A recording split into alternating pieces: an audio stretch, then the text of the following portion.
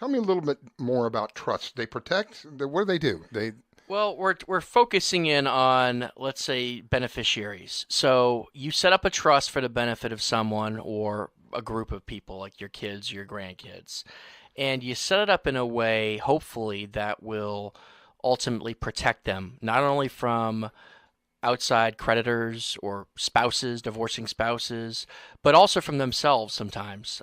Usually we put in language which covers drug and alcohol abuse, gambling, that sort of thing, to Wow. ensure that if, let's say, there's a problem out there, that the trust money that they're receiving does not feed into that problem. Right. Sometimes there's provisions which restrict their ability to get money at that point, but either way, it's the kind of thing that's addressed because you don't want to leave money to someone. And I'll give you an example. A client, not actually, this wasn't a client, but I came in on the probate end after this individual passed away. He left this money to a son of his, about $200,000, which is a lot of money.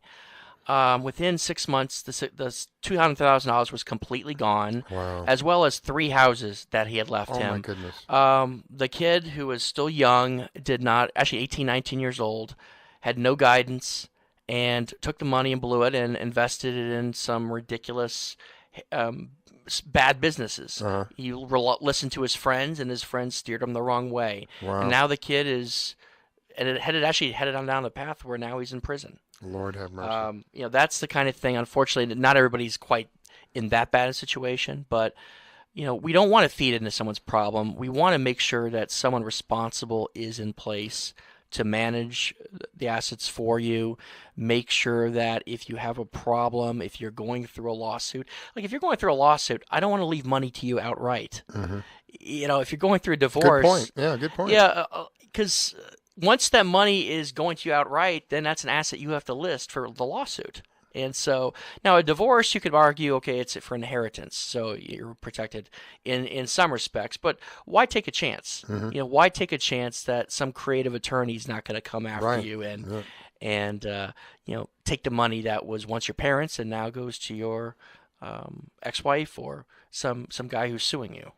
So the trust protects the interests of the beneficiaries.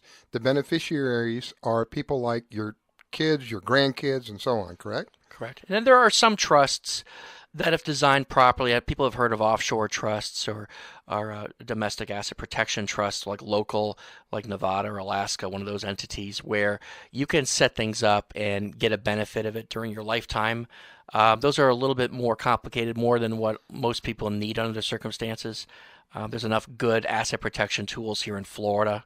I mean, that's why all the criminals come down here. That's why if you The watch scam you capital watch of the Cops. United If you States. watch Cops, you see Lord. you see South Florida on there. So, but we've got so many great tools here in Florida that we don't even necessarily need to get that complicated. But there are some people who may have that circumstance, and we certainly work with them as well.